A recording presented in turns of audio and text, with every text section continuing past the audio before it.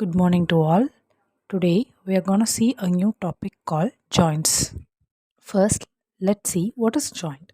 Joint is nothing but when a two separate bone meet, the point is called as joint.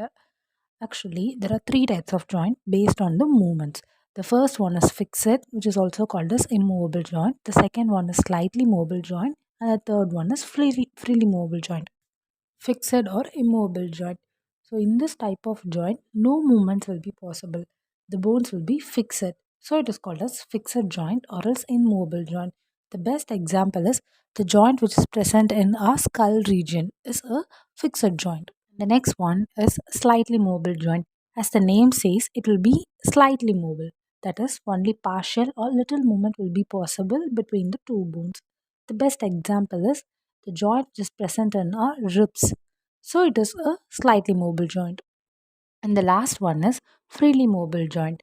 So in this type of joint, there will be movements.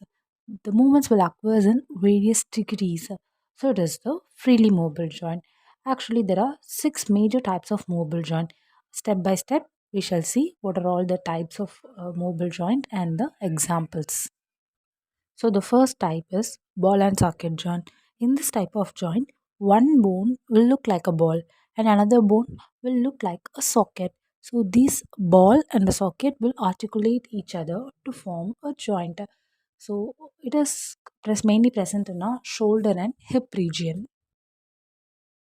And the next one is hinge joint. So in hinge joint, one bone will look like a cylinder and another bone will look like a trough shaped depression.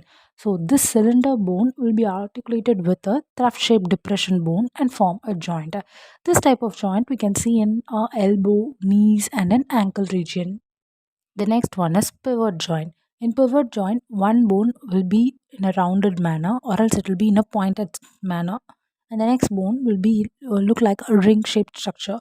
So this pointed bone will be articulated with a round shaped bone.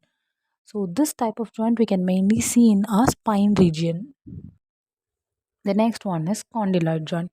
So in condyloid joint, it will be nearly similar to the ball and socket joint, but the only difference is the socket will be somewhat flatter in condyloid joint while comparing with the ball and socket joint.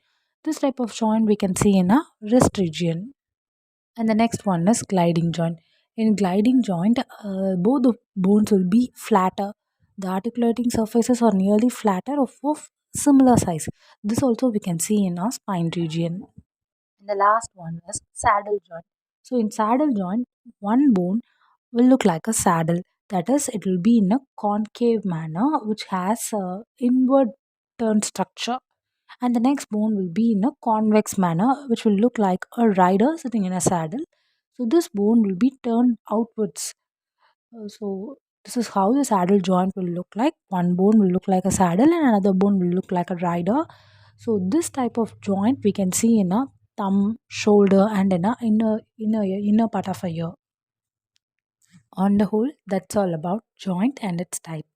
So thank you so much for listening it patiently. Thank you so much.